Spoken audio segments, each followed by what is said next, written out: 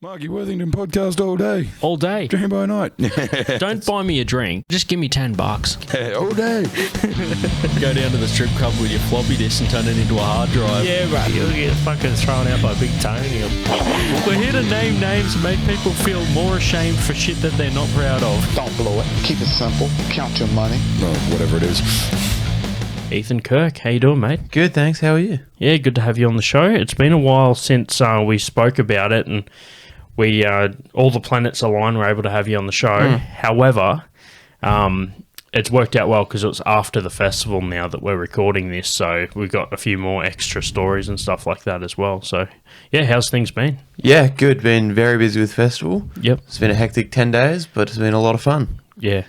Yeah, the good thing about the festival is even if you are just helping out at the festival, whether you've got a show, part of a lineup of multiple comedians, you're still like submersed in the festival season. You can go to all the shows and everything, which is cool. Yeah, you can go to like I saw Mark Watson and Sam Campbell on the same night, which were both amazing shows. It's good fun. Yeah, that's it. And a lot of them are like selling out too, which is good. Like in previous years, I've gone in to like help out with the festival or whatever, and they've sold out. And then you're like, it's good to see that there is a crowd that is coming out of the woodwork for comedy. Like they're not necessarily like the crowd you see at open mics and all that sort of stuff. They pretty much are just like the festival crowd. Yeah, but there certainly are people there that we can get to other shows for sure. Yeah, that's also good. Like the transferable crowd. Yeah, I think it's good. It takes like sometimes a few big headliners to bring those people out to realize that there is local comedians as well. So it's like that. I hate to use corporate terms, but it's like that cross-pollination. Yeah. Yeah. That's the good thing about the festival club is we have the big names and you get like 3 or 4 local acts at the same time. Yeah. And so they can see all of that. Dude, actually, that's something that I wanted to chat about. So not this season, but last festival season, I was in the green room. I think Caitlin Maggs and I spoke about this on the show last time I had her on. We're chilling out the back. I remember you and I both did work for the festival. We're walking over and we're just like expecting to just see a show, maybe meet a few comedians, that sort of thing. And then you just get asked, do you want to do a spot? What was that like? It was... the most nerve-wracking 10 minutes of my life. Yeah. And so Dave from the Comedy Festival comes up to me. He's like, hey, do you want to go off in 10 minutes? I was like, sure. And then I was very nervous, and Stephen K. Amos was there. And I was actually talking to him before my gig. And he cut the conversation short and said, there's actually an 18-year-old about to go on. I want to jump in and see him.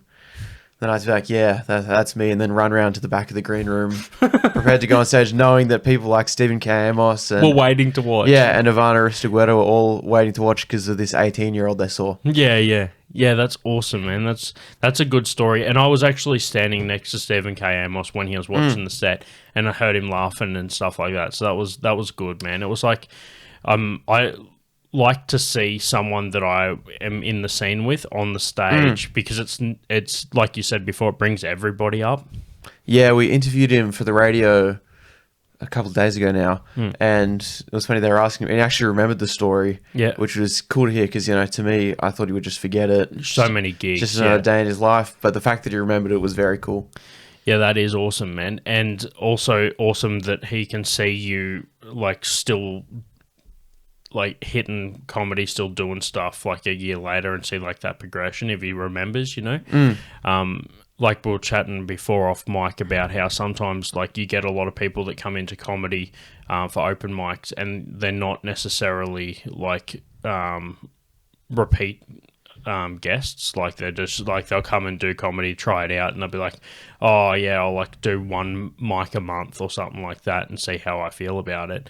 So I feel like it'd be good to see someone. It's like, oh, I remember you from last year and you're still doing it, which is good. Yeah. Not that you're about to quit anytime soon.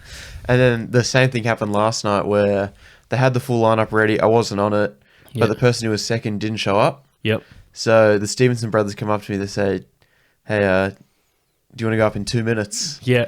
And so it gives me much less time to worry than the previous 10 minutes I had. Sure, yeah. But I guess I no longer want to be booked for a gig with more than 24 hours notice. Only give me a few minutes, yeah. Yeah. how'd you go last night? No, it was good fun. Good crowd, good room.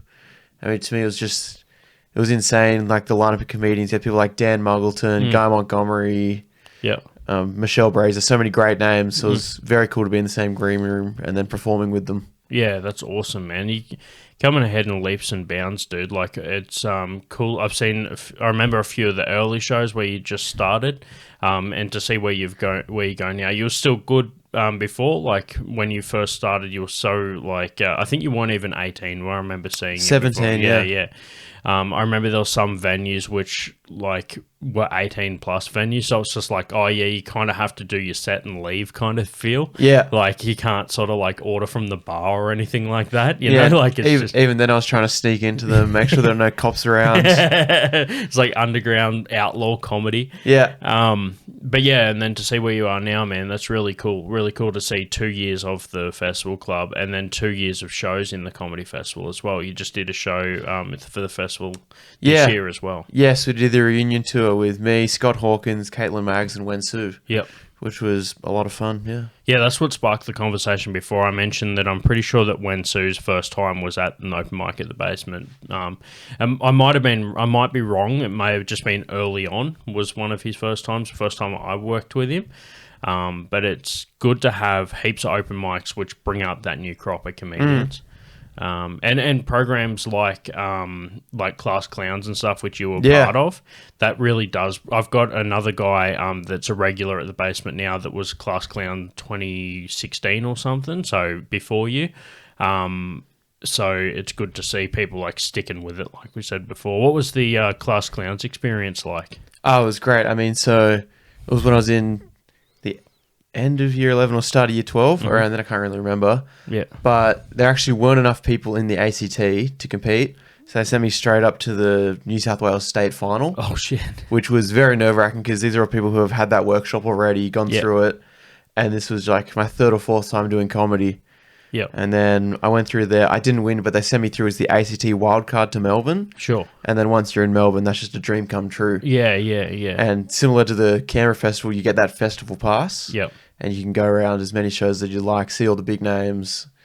And it was the best couple days of my life. Yeah, that's insane, man. And so young as well. Like you'd be taking it all in as well. Like one advantage to that is if you're not drinking, you might actually remember it all. Yeah. Yeah, but the frustrating thing about it is because they filmed it all and put it up on YouTube. Sure. And it's the only thing I have up on YouTube. Right. But it's me in like my 5th gig. Yeah. So none of it's very good. Right. And I have people be like, oh yeah, you do comedy, I'm going to go look you up on YouTube. Sure, yeah. I just saw this, and it's like me as 17-year-old. Right. Half my jokes don't make sense. Half of them don't land with the crowd because it's a bunch of school kids. Yeah. But yeah, it was good fun. Yeah, and do you have any stories from the comedy festival from when you were like down in Melbourne for the first time? Like how was that? Did you stay down there for the week or what? Yeah, so the comedy festival put us up in a hotel for like 3 days. Oh, really? And then me and my mum paid a few extra days so we could stay longer. Yeah. And just like being around the vibe of the festival, like one day we're just walking around in the streets and we ran into Chris Marlton. Yeah, cool.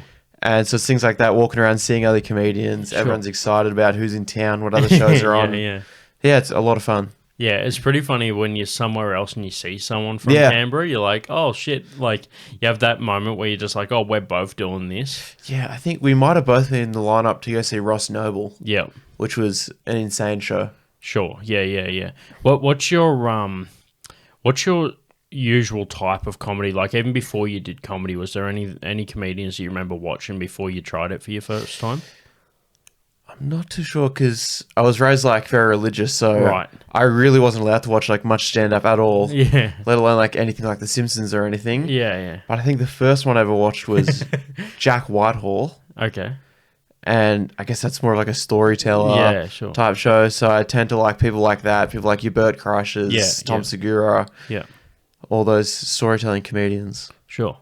Yeah, I think that like that sort of shapes who we like sort of influenced by. I think that a lot of mine was like random British humor because my old man like preferred the like John Cleese Monty Python type stuff. So there's that. But I also think that, like, maybe it was a good thing that you didn't have too much influence, because it's kind of like you're not sort of mimicking anybody. Like, I know at the open mic level, sometimes you do see a few comedians that will, like, you can tell who inspires them, because they're kind of like, whether it's subconscious or consciously, like mimicking a comedian. Like, you'll even see like Aussie guys with like American accents when they do comedy, because they're like so influenced by American comedians.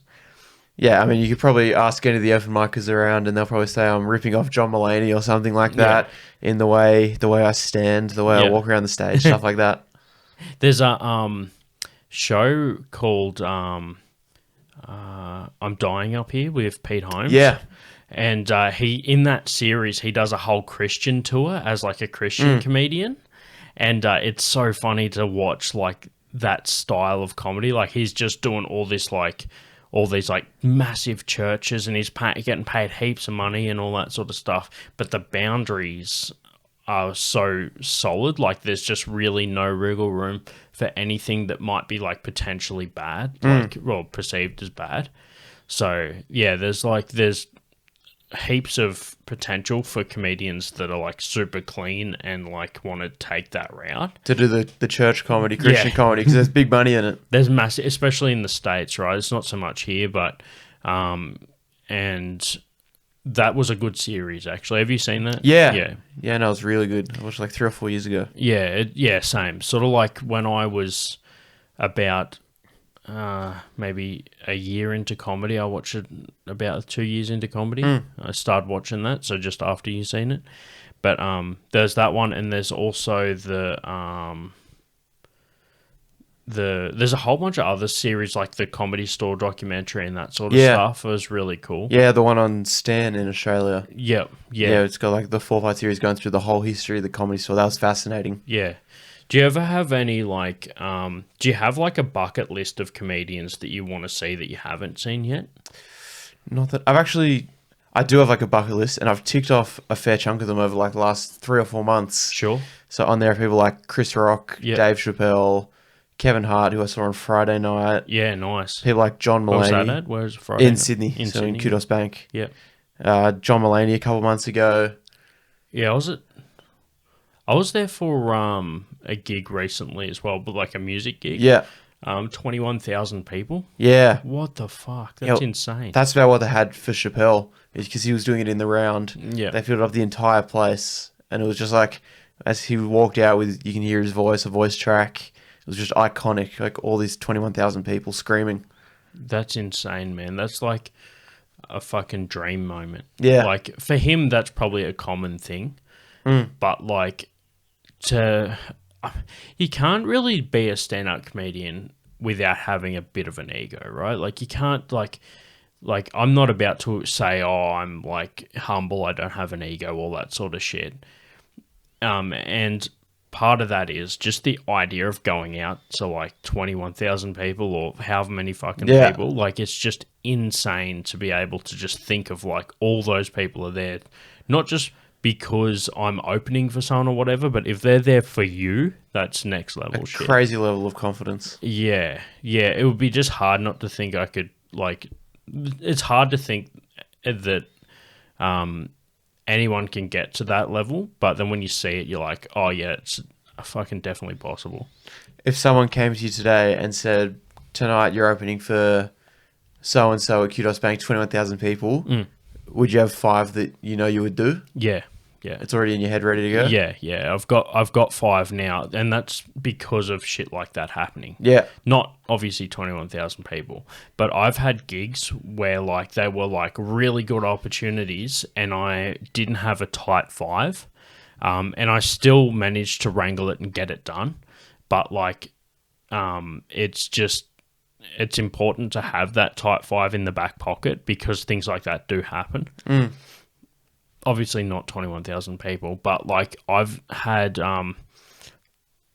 Creed Braddon from The Office opened at the performed at the Basement.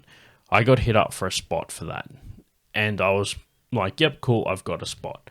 Didn't confirm how much time I had to do, but kind of knew that There was no other supports. He's a musical act. It's standing. People are standing, not sitting, and there's 500 people. Okay, cool. How much time do you want me to do? They're used to booking musical acts, so they're like, oh, just half an hour, is that all right? Yeah, wow. So, like 2 weeks out, I already knew that I was going to be opening, but it wasn't until like 2 weeks out from the gig that they confirmed it was half an hour. So, I had to, but luckily it was like not long before my solo show. So you had stuff ready to go. I had 45 ready to go. So I just tightened that down, pulled out a couple of the longer bits, because like a standing crowd for a music gig isn't going to listen to it like a story. Yeah. So I pulled out some of the longer bits and just did that, and it was fine. It was good. Yeah, nice. Sick. Yeah, full half an hour. Crowd was great. Crowd was there to see Creed, but I managed to like win a few people over. Get them on your side. Once you win a few people over, the rest of the crowd is good, but you only need to lose a few to lose everybody.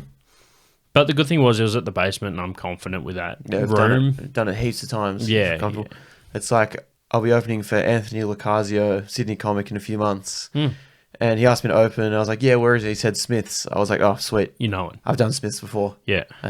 Whereas, because there's always a bit of nerves going into a new room. Sure. But somewhere like Smith's, which is the first place I did stand up. Yep. I've done it 20, 30, 40 times since. Yeah. So I feel confident doing it. Yeah, yeah. Yeah, Smith's is the first place I ever did stand-up as well in 2017.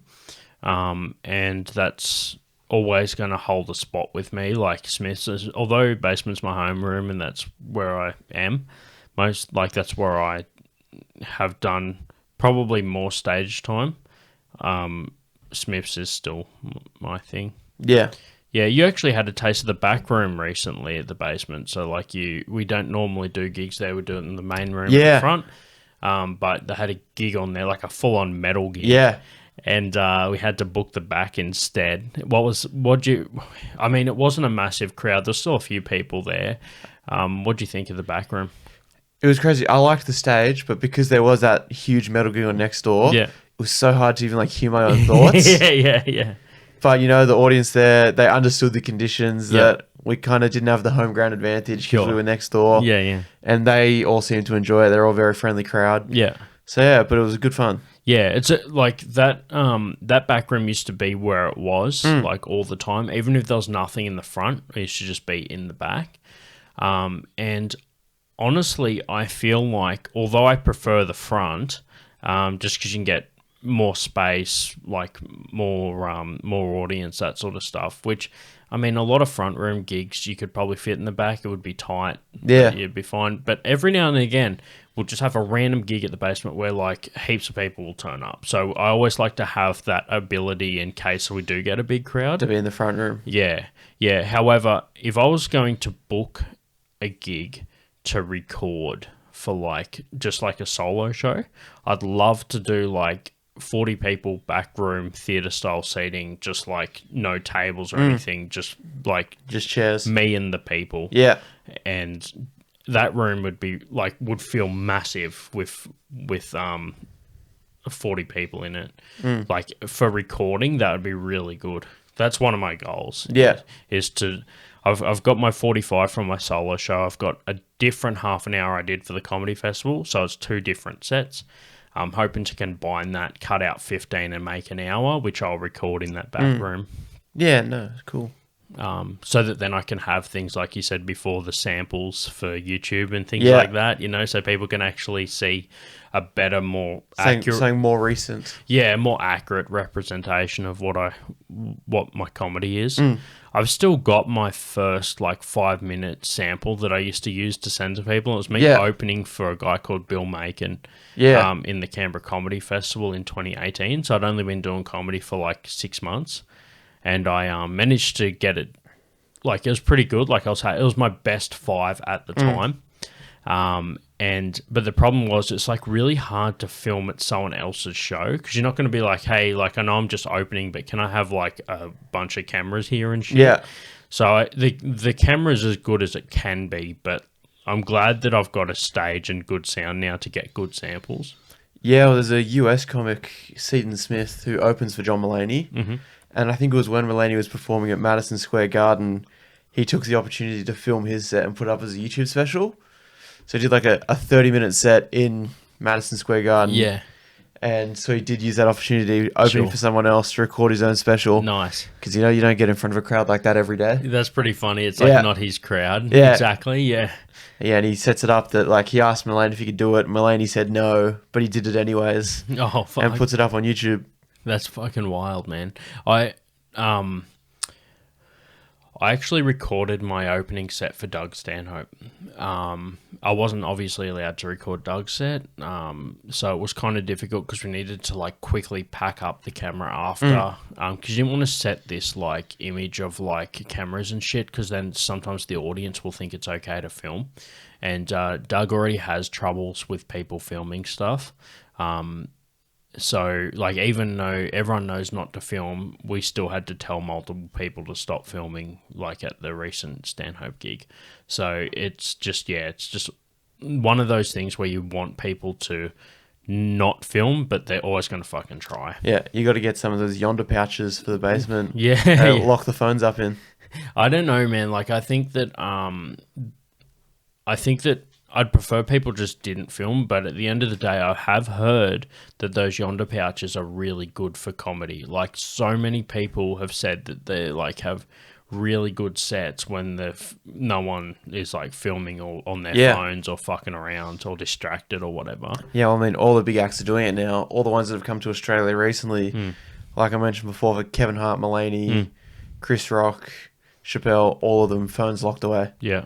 And I think Chappelle even popped into the Enmore Comedy Club at Enmore Theatre. I heard that, yeah. And he did like a 2-hour set. Yeah. And everyone just rocked up thinking it was a normal comedy club. Yeah. And they have to lock their phones up and Chappelle walks out. Yeah.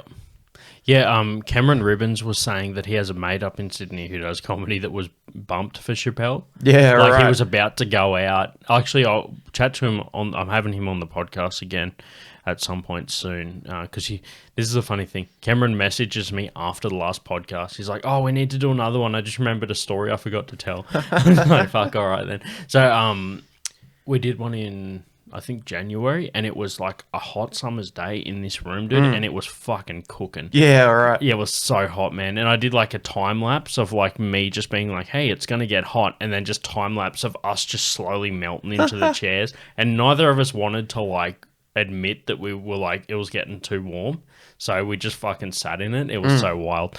But anyway, he was saying that his mate was about to get on stage, and apparently one of the people was just like, "No, sorry, man, you can't go up just yet." And he's just like, "Why?" And he looked over, and Chappelle was there, and he's like, "Oh, fuck, all right, fair enough." You'd accept that. Yeah.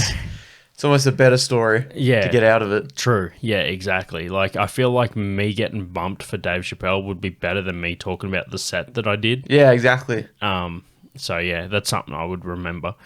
But, yeah, we got a fair few big comedians that we've knocked off the lists over the years. Like, I think I'm such a... like we were saying before, it's hard to not have an ego. I'm such a fucking narcissist that I don't just want to like see comedians. Like, my bucket list is like people that I want to like open for or perform with. Like, I make my shit like a little, not as obviously I wouldn't say no to any of the top tier comedians, but I sort of have a few underground comedians that I like. For me, there's certain underground comedians that I'd prefer to open for than there's big comedians that I'd prefer to like watch. You know what I mean? Like, I'd prefer a more like personable experience. Not saying I wouldn't go and watch one of the big ones, but I think that my biggest thing is opening for comedians like Stanhope and stuff like that. You get to try your shit on their crowd. Yeah. And they've built like a loyal following based on their material. And if they're like slightly more like edgy sort of material in their set, you know that you can use your more edgy shit because like you know that crowd's cool with that. That's what they're used to, yeah. Yeah, exactly. Where it's so hard if you open for someone that's not a similar style to yourself, you're like, oh, I have good material, but I don't think it'll be good for this crowd. Like, I don't often pander to the crowd, but if I'm opening for someone, you do have to kind of keep it in mind, I think. Yeah. Although I think I kind of prefer when they're completely different to the headliner. True. Because when I saw Kevin Hart a few days ago, he had 3 openers, or like his Plastic Cup Boys, which is the name of his gang that he travels around with. Yeah.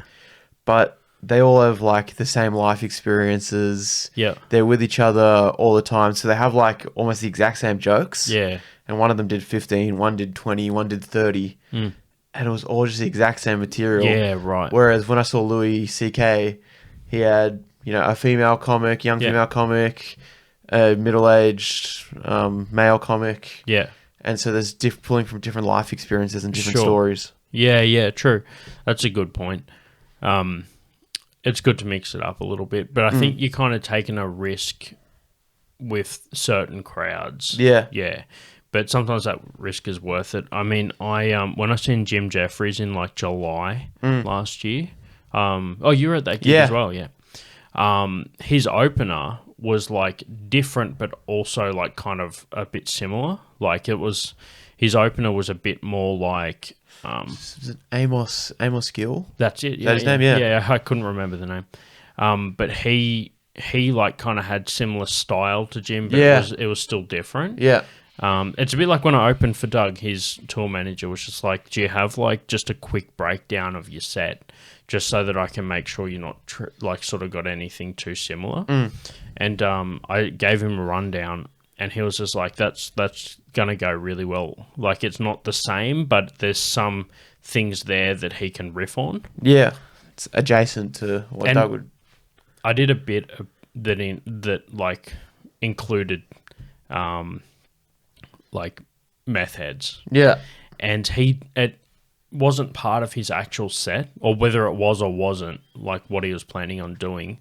It worked out perfectly because that put him into a tangent when he went up, because he's like, oh, Marky was talking about meth heads. That reminds me of, and then he did this like 15-minute bit about meth that was amazing. And I was just like, I don't know whether he planned on doing it or just because I had my bit, it like reminded him of that.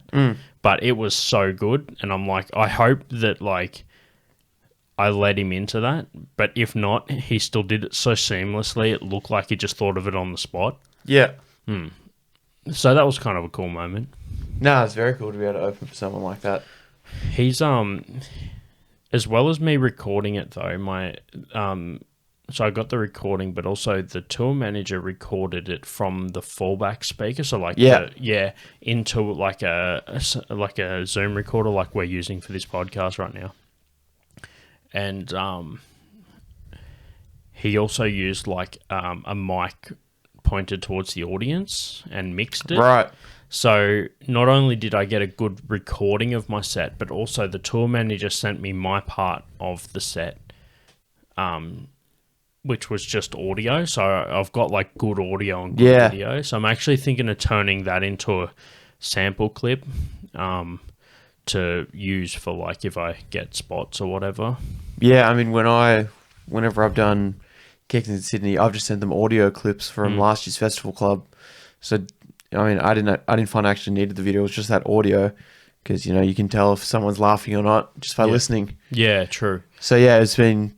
But having recorded bits like that, especially at good gigs and big gigs, is so helpful. Yeah. And having decent recordings. I've heard of people not booking comedians. Because I listen to a lot of comedy podcasts, and I heard one recently where they said, like, there was this person that they turned down because they didn't know whether they were good or not, and they didn't have any decent videos or whatever.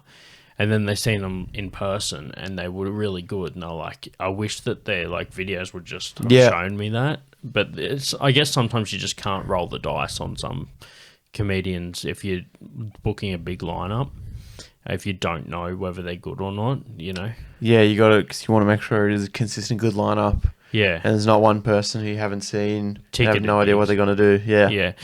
I sometimes find, like, with open mics, you can sometimes have, like, a decent lineup at an open mic. But it also comes down to, like, the order and how you, like, put it together. Yeah. Sometimes you don't want to have, like, 5 new comedians and then a break because Yeah. like people will just fuck off. Yeah, you kind of want to space them out between people who have been doing it for a little bit longer, Yeah. and you think are more guaranteed to get a couple laughs. I've seen people that are like, it might be their second or third time, but I know that they have high energy. And then I have someone else that might be their like second or third time as well. So they're both similar skill set. You would normally separate them, but I know one's got high energy and one's got like more like deadpan. So you just like, I'll still put them together because it's two different, like you said before with the openers, it's two different types of comedy. So they'll work well. I think a lot of people that want to watch comedy come along to open mics because normally they're cheap or free. Yeah. And also they can see whether they like certain people or not, like whether they go out and watch like a ticketed gig. As much as it's sort of hit or miss at open mics, I think that they do definitely contribute to sales at ticketed gigs. Yeah, for sure. And I think people like seeing the process of an open mic because there are quite a few people around Canberra that come regularly to different mics and they like seeing a comedian try out a joke for the first time. Yep. And then the next gig or the gig after that, it slowly improves and gets better. Yeah. Until they've got a really nice polished bit. Actually, Chris Martin was telling me that someone had a special where they, like the bonus material in the comedy special was like, it was like one of their closing bits. You could see the progression. So what they actually did is they had a video of them saying it to their partner just at home. And then like at an open mic and then at like a bigger gig. And then finally watch like it become the closer for the special. No, it's very cool. Yeah, so I like that. I like to record all my shit. Like I'm lucky enough that I have like decent equipment just from podcasting and stuff over the years. I managed to like accumulate a lot of crap. Yeah, I said that to you before off mic. Yeah. Don't collect anything, dude. Yeah. You get to a certain point in your life and you're just like, all right, I'm going to be 30 soon and I have all this fucking Too shit. much stuff, yeah. By the time this podcast comes out, I'll be 30 and you better fucking believe that I've got a box of cables in the shed for shit that's never going to be used. Yeah. Like I think you hit a certain age and you just have... For every decade that there's been technology in your life, you have a box of fucking random cables. Yeah. And for me, that's 2 decades. Yeah. Not even, yeah. Yeah, for you, that's pretty much your whole life. Yeah. Because do you have any memories where there wasn't like mobile phones or internet? Not Internet. I remember, when I was young, I wasn't using the internet a whole heap. Yeah. And I remember my parents, when I was like 6 or 7, had like a Nokia brick. Yeah. But that's probably the earliest I can remember of them having phones. wild. Or like a flip phone. Yeah. But yeah, I think that's all I can remember. But we still had we had a VHS tape. Yeah. We had all that old stuff because even though I'm young, we weren't rich. So we were still running off the old stuff. Yeah. Yeah, I literally had to move a VCR recorder off your chair so you could sit down. Yeah. So, I feel like this podcast is just like a fucking trip down nostalgia lane. There's literally a PS2 right next to your head. For those of you watching the video edition, you can see it. And those, Is that one the PS2? yeah, that's the PS2. Yeah, right, I've never seen one of those before. That's I recognise the PS4. Yeah, And the Xbox 360. Yeah. And the printer. But not the PS2. It's so funny that for the audio listeners, they just think we're in some prehistoric cave. Yeah. Um, And we're in Dick Smith's museum. yeah, yeah, exactly. I used to work there. Yeah, right. Yeah. But yeah, we were chatting off mic as well about, it sounds like we talked we crammed so much into our off mic conversation. It was like the open mic version. We just hit the key points of what we wanted to chat Type about. 5 minutes. Yeah. But yeah, you got a recent story with Jimmy Carr. So I seen an article. I'm going to put the article in the show description. Really cool story about how you met Jimmy Carr and hung out with him, man. What's the story? Yeah, so Jimmy was in town a few weeks ago for his Terribly Funny tour. Yep. And I went on the Monday night, and towards the gig I'm with Sam Silla, he asked, are there any teenage boys in the audience? And, no one pipes up. So eventually I say, yeah, I'm 19. And he goes, right, I'm going to give you the talk. And we all know what the talk is. I just never expected it to come from Jimmy Carr. So we go back and forth for 15 minutes. He's telling me stuff. I'm trying to pitch in jokes when I can in front of the whole Canberra theatre. And then the next day, because I work for a couple of radio stations in Canberra, I'm trying to get an interview with him because I'd been turned down by his publicist before and his tour manager. Yeah. But it's like my white whale. I really wanted to get him. Yeah. So I go out and hang out by the stage door at Canberra Theatre, and I was ready to wait for 5 hours for the chance to not even see him. But then after 20-30 minutes, he just casually wanders by. And so I get up and I'm like, hey, Jimmy, it's Ethan from last night. I work for a couple of radio stations. Is there any chance I could please ask you a few questions? And Jimmy goes, I'm on my way to the bank. If you can walk with me and keep up, ask away. So all of a sudden... Was he a fast walker? He is, yeah. All of a sudden, I'm just walking along Greener Place, London Circuit, jaywalking past traffic lights with Jimmy Carr. Holy shit. Yeah, it was crazy. Would you take a car for him? Pardon? Would you take a car for him if you'd seen it coming? Oh, 100%. Step out? Jimmy, no, please. It'll all come in slow motion. And then we get to the bank and Jimmy's like, I'll be about 20-30 minutes. If you want to hang around, that's fine. We can keep walking after. And I was ready to wait for 5 hours. So another 30 minutes, of course. No trouble. And so eventually he comes out and he asks me if there's any good fine dining places around. You're sorting out his taxes, dude. Yeah. He's making sure it doesn't get fucking done. 30 minutes is a long time in a bank. Yeah. So, if you're not Jimmy Carr, it would have been longer, I think. And then he comes out, asks if there's any fine dining. But, what 19-year-old in Canberra knows the best fine dining places? So all of a sudden we're walking up and down Lonsdale Street. But it's 3:30 in the afternoon. So that gap between lunch and dinner. So everything's closed. Yeah. And eventually, after 30 minutes, he points out Guzman and Gomez. Yeah. He's like, I think I went there last time I was in Canberra. Let's go again. And then I just walk into Guzman and Gomez with Jimmy Carr. Holy fuck. And Did anyone recognize him while you're walking around? Not while we were walking around. Yeah. A couple people were in the Guzman and Gomez, a couple of the staff. Yeah. Did a double take. Yeah. You could see those. And then they looked at me like, what are you doing with? Yeah. Who are you? You're obviously just the one to take the car if it hits. Yeah. And then he offered to buy me lunch, bought me a drink, and we got those Mexican Doritos. Yeah. Those soft drinks. It's in a glass bottle, and they used to be a screw top, but now they're a bottle opener. Yeah. And I've got one on my keys, which Jimmy sees, so he passes the bottle to me to open. I go to open it up, but I'm just so nervous. He's seen it? He saw my keys. He just noticed it. Yeah, he saw my keys. So observant. Saw the bottle opener. Yeah. I go to put the bottle down after opening it. Yeah. And it just collapses everywhere. The bottle shatters. What the fuck? And all of a sudden, all over the table, Mexican cola. It sprays onto his shirt. It was the most embarrassing moment of my life. Was he wearing a white coloured shirt or? It was a green, an army green colour. Not camo, no. but that colour. Imagine him in camo, dude. Yeah. He was trying to hope you didn't see him. Yeah, that's why no one recognised him in public. He was in camo, hiding in the bushes. You just hear his laugh if you listened in. Yeah. So yeah, but it was one of the worst moments of my life is when I spilled Mexican cola on Jimmy Carr. Yeah. I feel like Mexican cola seems more sticky than normal cola. Yeah, it's exactly. a different kind of sugar. Yeah, more of a natural sugar, more of a sap. Yeah. More of a starch base. Yeah. So, what did he do? Did he have to clean it off? We helped clean down the table. He was very chill about it. He was like, let's move to the next table. Let's keep chatting. We got the staff to help come clean it up. And then we moved along to the next table and started going more in depth about comedy. Yeah. Getting this 2-hour masterclass from Jimmy Carr. That's amazing, man. And then I remember you came to the open mic out the back of the basement that night. And I was shaken. I couldn't comprehend anything that happened that day. My whole world was just in question.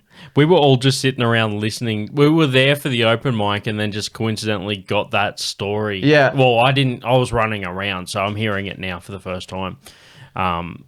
You spoke about it on stage as well, but is there any bits that you worked on that you are working on now? Not that I've done, because it happened just before Comedy Festival. Sure. All the gigs I've done have been getting ready for that. Yeah. But now that the festival's over, I think I'll start going back to the audio, listening to bits. You have audio recorded. Yeah, so he got me. So the first 10 minutes I recorded for radio purposes. Yeah.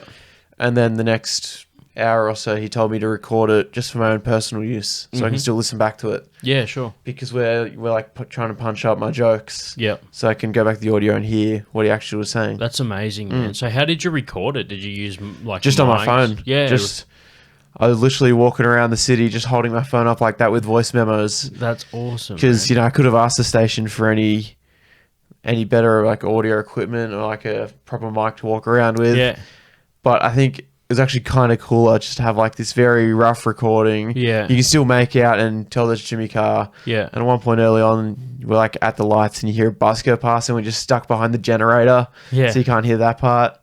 But yeah, I think I like having the rough recording of it. Yeah, that's really cool, man. That's a really good story. I'm glad that it paid off, man. Like, you could have been there for 5 hours and not seen him at all. Oh yeah, and it's happened before with other comedians where I've waited around. Yeah. Like when I was 17, Russell Brand was in Canberra, and I was waiting at the stage door again, not for an interview because I wasn't with the station, but just to meet him. And I knew that there were 2 stage doors to the Canberra Theatre. Yeah. But you can't see them from each other. Yeah. So you have to hedge your bets and say, am I going to be at this one or this Sure. one? And so turns out on that day where I went to meet Russell Brand, I was at the wrong stage door and he popped in around the other side. Right. So I have had experiences where I've waited for hours and seen no one, but that's luck of the draw. That's how it goes. Same thing happened with Noel Fielding. So I went to see him like years ago. It was probably like 2015 or something. Hadn't even done comedy before. In Canberra? Yeah. And he was... It might have even been 2014. Like, it was a fair while ago. And everyone was out the front waiting for him. And me and like a few other people, the person I went with was like, let's go out the back instead. And we're all out the back. There's probably about 20 of us out the back, but there's like 100 people out the front hoping you'd come out. At the Canberra Theatre? Yeah. Yeah, right. Because every time I've done it, I've been the only one there. Yeah, so which is crazy. What happened was the security guard comes out and goes, hey, if you want to meet him, he's out the front. And everybody fucked off.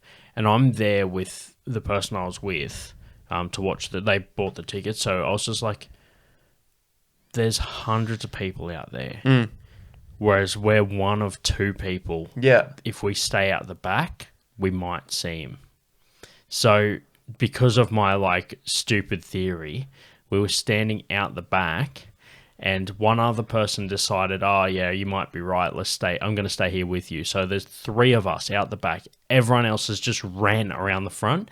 And as they say that, the roller door opens and and a van drives out. Right. And he just, like, this is out the back, like with the parking and everything. A van drives out, and as it's driving away, we just see Noel Fielding push his face up against the back of the van and wave goodbye to us, 3 people. So he got straight into the van. And left straight from Wow. Because that's crazy because like Jimmy Carr, he was just walking around with no security. No, nothing, yeah. And so most of the other comedians I've seen, like I met Ronnie Chang at last year's comedy festival at the stage door.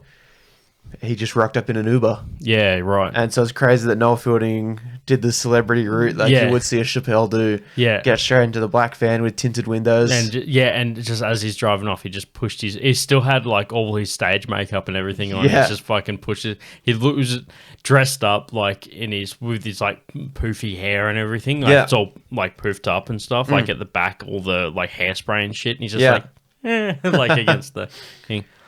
But yeah, that wraps us up, man. Are you you got everything? Anything coming up?